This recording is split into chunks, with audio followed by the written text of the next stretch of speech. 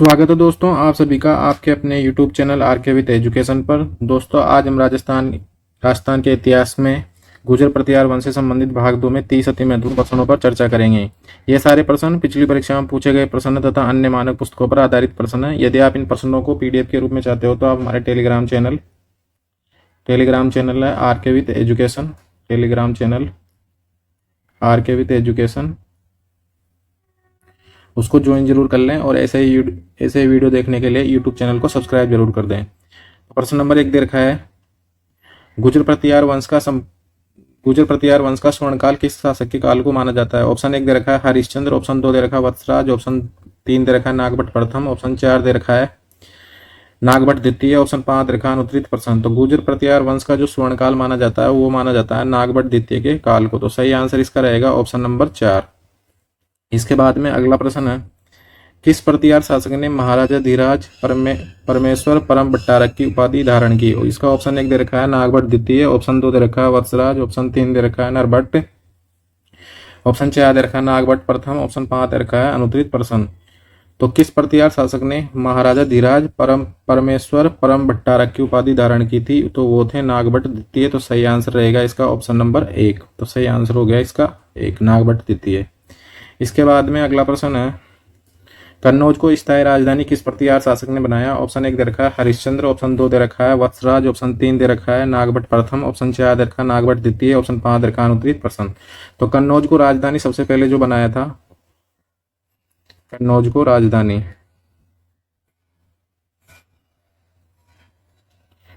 राजधानी बनाया था सबसे पहले, वो बनाया था वत्सराज ने। किसने बनाया था? वत्सराज ने। और स्थायी राजधानी बनाया था इसको, स्थायी राजधानी बनाया नागभट्ट द्वितीय ने। तो सही आंसर रहेगा इसका ऑप्शन नंबर 4। और नागभट्ट प्रथम ने बनाया था मेड़ता व उज्जैन को राजधानी बनाया था। तो सही आंसर इसका रहेगा ऑप्शन नंबर 4, नागभट्ट द्वितीय। इसके बाद में अगला प्रश्न है, प्रतिहारों का पितृहंता किसे कहा जाता है। ऑप्शन 1 दे रखा है मिहिरभोज, ऑप्शन 2 दे रखा है रामभद्र, ऑप्शन 3 दे रखा है देवराज, ऑप्शन 4 दे रखा है वत्सराज, ऑप्शन 5 दे रखा है अनुत्तरित प्रश्न। तो प्रतिहारों का जो पितृहंता है वो कहा जाता है मिहिरभोज को, क्योंकि इन्होंने अपने पिता रामभद्र की हत्या करके इसलिए इनको कहा जाता है प्रतिहारों का पितृहंता। तो सही आंसर इसका हो जाएगा ऑप्शन नंबर 1। इसके बाद में अगला प्रश्न है 5 नंबर का, निम्न में से किस प्रतिहार शासक ने आदि वराह की उपाधि धारण की। ऑप्शन 1 दे रखा है देवराज, ऑप्शन 2 दे रखा है रामभद्र, ऑप्शन 3 दे रखा है नागभट्ट, ऑप्शन 4 दे रखा है मिहिरभोज, ऑप्शन 5 दे रखा है अनुत्तरित प्रश्न। तो निम्न में से किस प्रतिहार शासक ने आदि वराह की उपाधि धारण की। तो आदि वराह की उपाधि जो धारण की थी वो की थी मिहिरभोज ने। किसने की थी? मिहिरभोज ने। तो सही आंसर इसका हो जाएगा ऑप्शन नंबर 4। सही आंसर रहेगा इसका ऑप्शन नंबर 4। प्रतिहार शासक जिसने आदि वराह की उपाधि धारण की वह है अपने मिहिरभोज। सही आंसर हो गया इसका ऑप्शन नंबर 4। इसके बाद में अगला प्रश्न है, इतिहासकार दशरथ शर्मा के अनुसार दशरथ शर्मा ने किस प्रतिहार शासक को 9वीं सदी का सबसे शक्तिशाली शासक कहा है। ऑप्शन 1 दे रखा है वत्सराज, ऑप्शन 2 दे रखा है नागभट्ट द्वितीय, ऑप्शन 3 दे रखा है मिहिरभोज, ऑप्शन 4 दे रखा है नरभट्ट, ऑप्शन 5 दे रखा है अनुत्तरित प्रश्न। तो इतिहासकार दशरथ शर्मा ने किस प्रतिहार शासक को 9वीं सदी का सबसे शक्तिशाली शासक कहा है। तो वो थे कौन थे? वो थे मिहिरभोज। कौन थे? मिहिरभोज। तो सही आंसर इसका रहेगा ऑप्शन नंबर 3, मिहिरभोज। मिहिरभोज की एक उपाधि और है, मिहिरभोज की एक उपाधि और है, वह है अपनी प्रभास। एक तो है उपाधि इनकी प्रभास है एक तो, और एक उपाधि है इनकी आदि वराह। और इतिहासकार दशरथ शर्मा ने इन्हें 9वीं सदी का सबसे शक्तिशाली शासक कहा है, 9वीं सदी का। तो सही आंसर इसका रहेगा मिहिरभोज। इसके बाद में अगला प्रश्न है, किस प्रतिहार शासक को अरब यात्री सुलेमान ने जुर्ज शब्द से संबोधित किया है। ऑप्शन 1 दे रखा है वत्सराज, ऑप्शन 2 दे रखा है नागभट्ट द्वितीय, ऑप्शन 3 दे रखा है मिहिरभोज, ऑप्शन 4 दे रखा है नरभट्ट, ऑप्शन 5 दे रखा है अनुत्तरित प्रश्न। तो प्रतिहार शासक अरब यात्री सुलेमान ने जुर्ज शब्द का मतलब होता है शक्तिशाली। जुर्ज शब्द का मतलब होता है मलेच्छों का नाशक। मलेच्छों का नाशक और इस्लाम का नाशक, वह इस्लाम का नाशक, या इसे इस्लाम की दीवार भी कहा है, इस्लाम की दीवार भी कहा है। तो ये किसके लिए कहा है? ये मिहिर भोज ने, मिहिर भोज के लिए। तो सही आंसर रहेगा इसका ऑप्शन नंबर 3। ऑप्शन नंबर 3 इसका सही आंसर रहेगा। अरबियात सुलेमान ने जुड़ शब्द का प्रयोग किया है। इसके बाद में अगला प्रश्न है, किस प्रतिहार शासक के लिए अला मसूदी ने बोरा शब्द का प्रयोग किया है? किस शब्द का? बोरा शब्द का। तो बोरा शब्द का जो मतलब होता है वो होता है शक्तिशाली राजा, शक्तिशाली राजा, शक्तिशाली राजा। एक नरभट्ट के लिए किया था, नरभट्ट के लिए तो हवेन सांग ने किया था, पेलो पेली शब्द का, इसका मतलब भी क्या होता है? शक्तिशाली। तो बोरा शब्द का जो प्रयोग किया गया है वो किया गया है मिहिर भोज के लिए। तो सही आंसर इसका रहेगा ऑप्शन नंबर 4। इसके बाद में अगला प्रश्न है, राजशेखर किस प्रतिहार शासक का दरबारी कवि था? ऑप्शन 1 दे रखा है मिहिर भोज, ऑप्शन 2 दे रखा है वत्सराज, ऑप्शन 3 दे रखा है महेंद्रपाल, ऑप्शन 3 दे रखा है, ऑप्शन 4 दे रखा है महिपाल, ऑप्शन 5 दे रखा है अनुत्रित प्रसन्न। तो राजशेखर किस प्रतिहार शासक का दरबारी कवि था? वो थे महेंद्रपाल प्रथम। तो सही आंसर इसका हो जाएगा ऑप्शन नंबर 3 महेंद्रपाल प्रथम। और राजशेखर के ग्रंथ कौन कौन से हैं? राजशेखर के जो ग्रंथ हैं उनमें है, एक तो है कर्पूर मंजरी, ये प्रश्न इंपोर्टेंट है, कर्पूर मंजरी वाला, एक विदुषाल भंजिका, एक है बाल भारत, और एक है बाला रामा। ये इनके ग्रंथ है और ये किसके दरबारी कवि थे? महेंद्रपाल प्रथम के। तो सही आंसर इसका रहेगा ऑप्शन नंबर 3। इसके बाद में अगला प्रश्न है, विदुषाल भंजिका नामक ग्रंथ किसने लिखा? ऑप्शन 1 दे रखा राजशेखर, ऑप्शन 2 दे रखा जिनसेन सूरी, ऑप्शन 4 दे रखा उद्बोधन सूरी, और ऑप्शन 4 दे रखा मुक्तामणि, ऑप्शन 5 दे रखा अनुत्रित प्रसन्न। तो विदुषाल भंजिका नामक जो ग्रंथ लिखा है वो लिखा है राजशेखर ने। किसने लिखा है? राजशेखर ने। और राजशेखर किसके दरबारी कवि थे? ये दरबारी कवि थे महेंद्रपाल प्रथम के, दरबारी कवि महेंद्रपाल प्रथम के ये दरबारी कवि थे। तो सही आंसर इसका रहेगा ऑप्शन नंबर 1 राजशेखर। इसके बाद में अगला प्रश्न है, कन्नौज का अंतिम गुर्जर प्रतिहार शासक कौन था? ऑप्शन 1 दे रखा महिपाल, ऑप्शन 2 दे रखा राज्यपाल, ऑप्शन 3 दे रखा है यशपाल, ऑप्शन 4 दे रखा है विजयपाल, ऑप्शन 5 दे रखा है अनुत्रित प्रसन्न।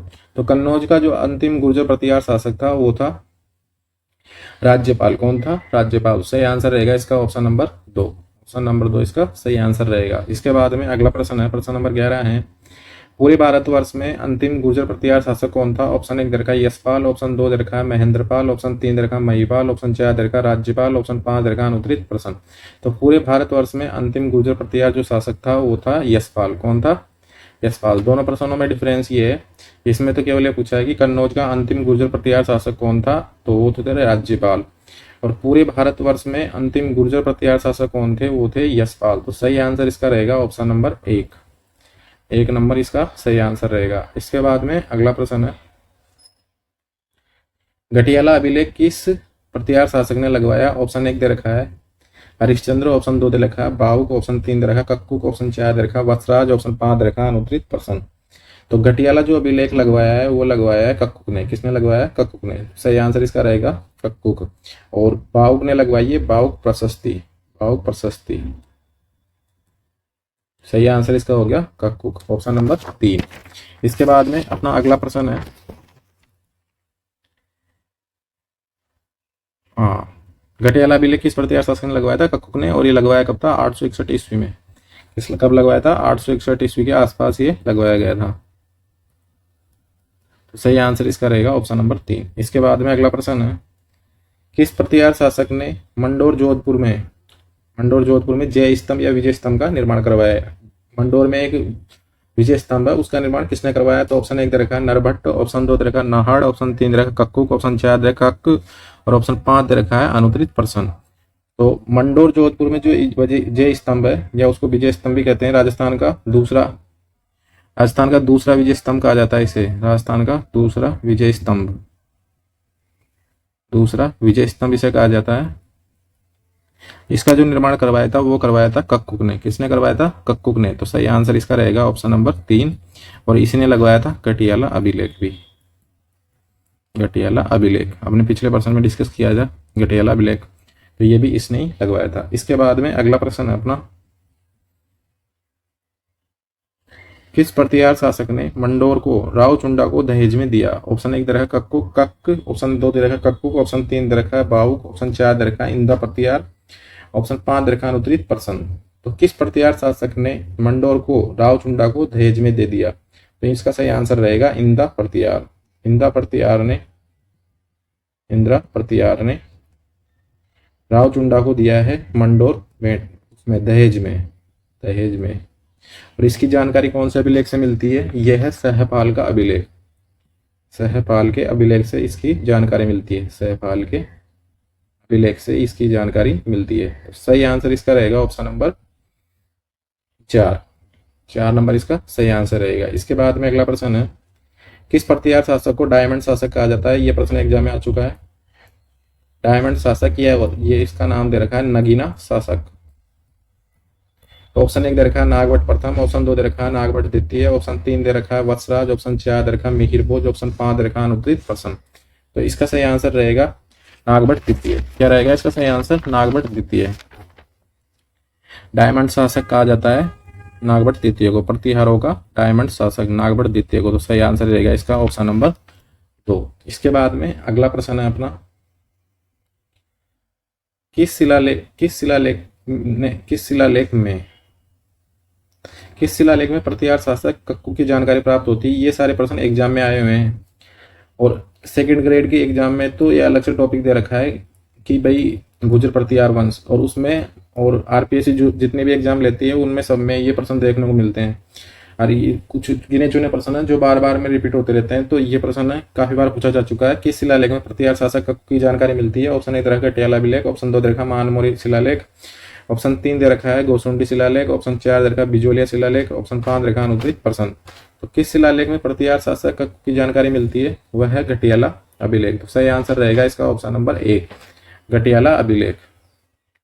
इसके बाद में अगला प्रश्न है अपना, किस अभिलेख में गुर्जर प्रतिहारों को लक्ष्मण का वंशज बताया गया है? ऑप्शन 1 दे रखा है ग्वालियर अभिलेख, ऑप्शन 2 दे रखा है गटियाला अभिलेख, ऑप्शन 3 दे रखा है जोधपुर अभिलेख, ऑप्शन 4 दे रखा है दौलतपुर अभिलेख, ऑप्शन 5 दे रखा है अनुत्तरित प्रसन्न। तो किस अभिलेख में गुर्जर प्रतिहारों को लक्ष्मण का वंशज माना गया है? वह है अपना ग्वालियर अभिलेख। तो सही आंसर रहेगा इसका ऑप्शन नंबर 4, ग्वालियर।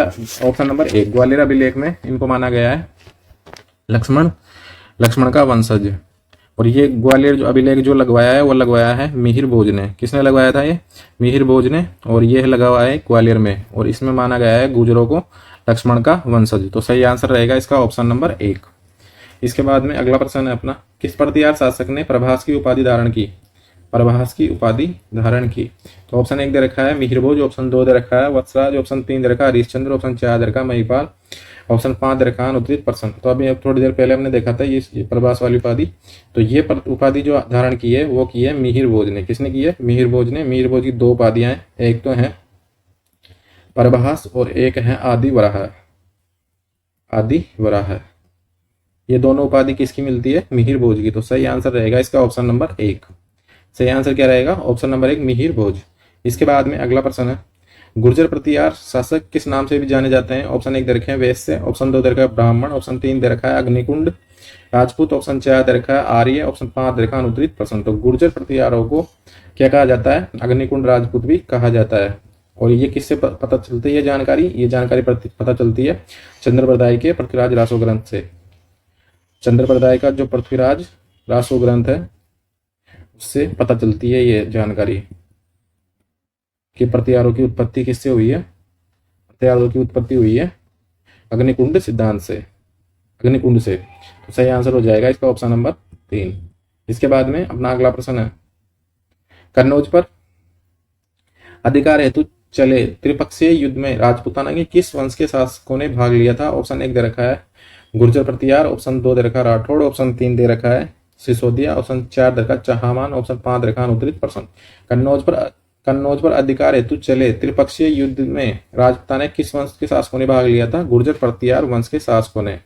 और इस जो त्रिपक्षीय युद्ध की जो शुरुआत हुई थी, युद्ध की शुरुआत ये हुई थी वत्सराज के काल में। और नागभट्ट ने क्या किया? कन्नौज को जीता। तीनों जो त्रिपक्षीय संघर्ष चल रहा था उसको समाप्त करके कन्नौज पर अधिकार किया। कन्नौज पर अधिकार किया और अधिकार करके कन्नौज को स्थायी राजधानी भी बनाया। कन्नौज को क्या किया? स्थायी राजधानी बनाया स्थायी राजधानी। तो सही आंसर रहेगा इसका ऑप्शन नंबर 1 गुर्जर प्रतिहार। इसके बाद में अगला प्रश्न अपना, प्रतिहार वंश का शासक जिसने गंगा जल में समाधि ली। ऑप्शन 1 दे रखा है नागभट्ट प्रथम, ऑप्शन 2 दे रखा है नागभट्ट द्वितीय, ऑप्शन 3 दे रखा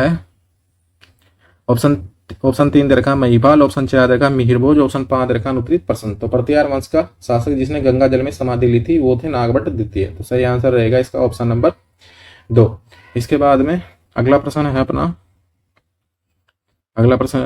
इसके बाद में प्रश्न नंबर 22 है, ओसिया में महावीर स्वामी को समर्पित जैन मंदिर का निर्माण किस राजा के काल में हुआ? ऑप्शन 1 दे रखा है वत्सराज, ऑप्शन 2 दे रखा है नागभट्ट, ऑप्शन 3 दे रखा है देवपाल, ऑप्शन 4 दे रखा है यशपाल, ऑप्शन 5 दे रखा है अनुत्रित प्रसन।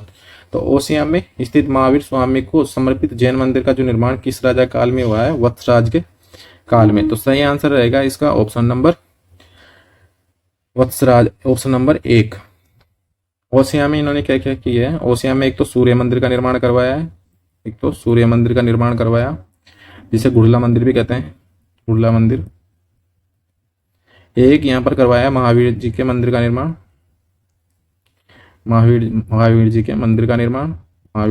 निर्माण, और जोधपुर में भी ओसिया के जो मंदिर हैं वहां पे इन्होंने निर्माण करवाया। ओसिया के मंदिरों का निर्माण भी किसने करवाया है? वत्सराज ने। तो सही आंसर इसका रहेगा ऑप्शन नंबर 1। और ओसिया को कहते हैं राजस्थान का भुवनेश्वर, भुवनेश्वर। तो सही आंसर इसका रहेगा ऑप्शन नंबर 1। इसके बाद में अगला प्रश्न है अपना, राजस्थान में प्रतिहार वंश के संस्थापक हरिश्चंद्र की राजधानी थी, यानी राजस्थान में जो प्रतिहार वंश की स्थापना की थी वो की थी हरिश्चंद्र ने। तो उन्होंने राजधानी किसको बनाया? तो ऑप्शन नंबर 1 दे रखा है भीनमाल, ऑप्शन 2 दे रखा है मेड़ता, ऑप्शन 3 दे रखा है उज्जैन, ऑप्शन 4 दे रखा है मंडोर, ऑप्शन 5 दे रखा है ऑप्शन 3 दे रखा है उज्जैन, ऑप्शन 4 दे रखा है मंडोर, ऑप्शन 5 दे रखा है अनुत्रित प्रसन।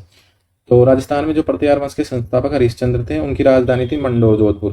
कौन थी? मंडोर जोधपुर। तो सही आंसर रहेगा इसका ऑप्शन नंबर 4 मंडोर। और मेड़ता और उज्जैन को जो राजधानी बनाया वो नागभट्ट प्रथम ने। और भीनमाल जालौर में भी जो स्थापना की थी, भीनमाल जालौर में जो प्रतिहार शाखा की स्थापना जो की है वो किसने की थी? नागभट्ट प्रथम ने की थी, तो 3 प्रश्न इसमें से हो गए। मेड़ता और उज्जैन को तो बनाया नागभट्ट प्रथम ने, मंडोर को बनाया था हरिश्चंद्र ने, और भीनमाल जालौर की जो प्रतिहार शाखा का प्रारंभ भी किसने किया था? नागभट्ट प्रथम ने। तो सही आंसर रहेगा इसका ऑप्शन नंबर 4। इसके बाद में अगला प्रश्न है, किस प्रतिहार शासक के काल में महमूद गजनवी ने कन्नौज पर आक्रमण किया? ऑप्शन नंबर 1 दे रखा है इसका राज्यपाल, ऑप्शन 2 दे रखा है यशपाल, ऑप्शन 3 दे रखा है महेंद्रपाल, ऑप्शन 4 दे रखा है मिहिरभोज, ऑप्शन 5 दे रखा है अनुत्रित प्रसन। तो किस प्रतिहार शासक के काल में महमूद गजनवी ने आक्रमण किया था कन्नौज पर? तो वो थे उस टाइम पे राजा थे राज्यपाल। तो सही आंसर रहेगा इसका ऑप्शन नंबर 1 राज्यपाल। और राज्यपाल ही कन्नौज के अंतिम शासक थे, कन्नौज के अंतिम गुर्जर प्रतिहार शासक थे,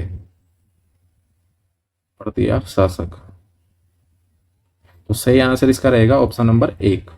इसके बाद में अगला प्रश्न है, प्रश्न नंबर 25 है, राष्ट्रकूट। ये प्रश्न भी एग्जाम में आ चुका है, एग्जाम में आया है, 2nd ग्रेड के एग्जाम में पूछा गया है, संस्कृत डिपार्टमेंट की जो एग्जाम होती है उसके अंदर। तो इसका प्रश्न नंबर 25 है, राष्ट्रकूट वंश के शासक दंतिदुर्ग को किस प्रतिहार शासक ने हिरण्य गर्भधान यज्ञ के लिए आमंत्रित किया? ऑप्शन 1 दे रखा है नागभट्ट प्रथम, ऑप्शन 2 दे रखा है नागभट्ट द्वितीय, ऑप्शन 3 दे रखा है मिहिरभोज, ऑप्शन 4 दे रखा है यशपाल, ऑप्शन 5 दे रखा है अनुत्रित प्रसन। तो राष्ट्रकूट वंश के शासक दंतिदुर्ग को किस प्रतिहार शासक ने हिरण्य गर्भधान यज्ञ के लिए आमंत्रित किया था? वो थे नागभट्ट प्रथम। दंतिदुर्ग को बुलाया था और इसमें क्या किया था इन्होंने? अपने भतीजा जो कुकस था ने अपनी दंती दुर्ग की पुत्री भूमिका देवी से विवाह किया था। अपने भती मतलब नागभट्ट प्रथम का भतीजा था ये। और इधर जो दंती दुर्ग की पुत्री थी, दंती दुर्ग की पुत्री उनका नाम था भूमिका देवी, और उससे इनका विवाह भी इसी दौरान हुआ था। तो सही आंसर रहेगा इसका नागभट्ट प्रथम, ऑप्शन नंबर 1। इसके बाद में अपना अगला प्रश्न है, गुर्जर प्रतिहार की राजधानी कौन सी थी? ऑप्शन 1 दे रखा है बूढ़ापुष्कर अजमेर, ऑप्शन 2 दे रखा है मांडव्य जोधपुर, ऑप्शन 3 दे रखा है जांगल बीकानेर, ऑप्शन 3 दे रखा है जांगल बीकानेर, ऑप्शन 4 दे रखा है पीलो मोलो भीनमाल। तो इसका सही आंसर रहेगा, ये प्रश्न भी सेकंड ग्रेड के एग्जाम में पूछा गया है, तो सही आंसर रहेगा इसका पीलो मोलो भीनमाल। तो ऑप्शन नंबर 4 इसका सही आंसर रहेगा। इसके बाद में ये इनके प्राचीन नाम है बूढ़ापुष्कर अजमेर और मांडव्य जोधपुर को कहते हैं, और जांगल प्रदेश कहलाता था बीकानेर वाला क्षेत्र, और एक आई छत्रपुर और था, आई छत्रपुर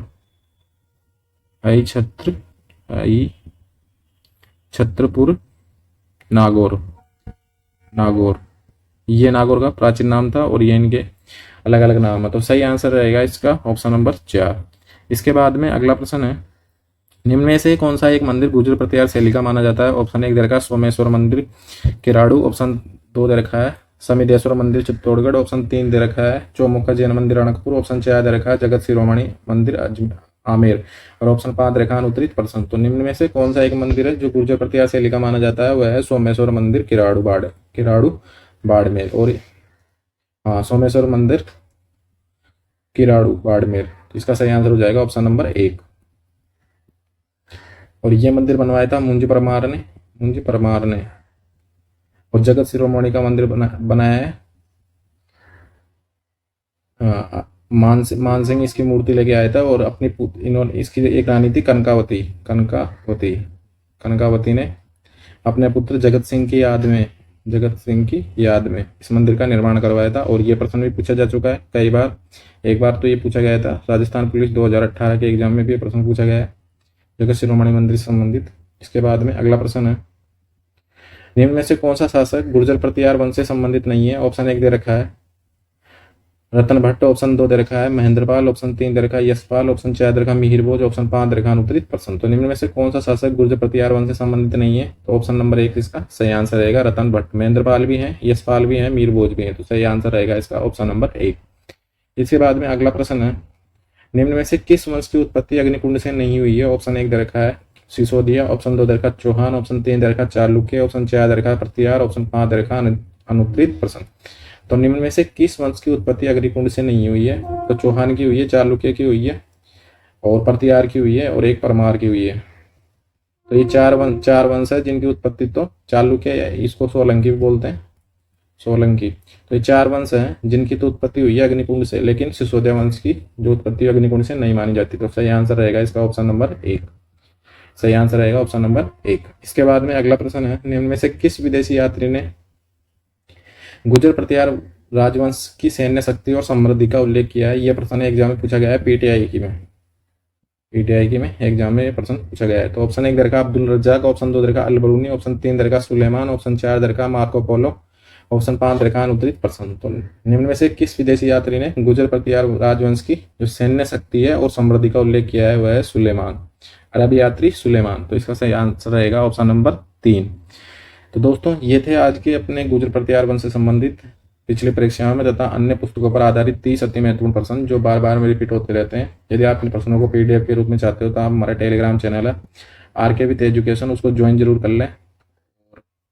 ऐसे ही वीडियो देखने के लिए तथा जॉब संबंधी अपडेट के लिए हमारे यूट्यूब चैनल को सब्सक्राइब जरूर कर दें, और नोटिफिकेशन के लिए बेल का आइकन जरूर प्रेस करें, और अपने मित्रों के पास शेयर जरूर कर दें।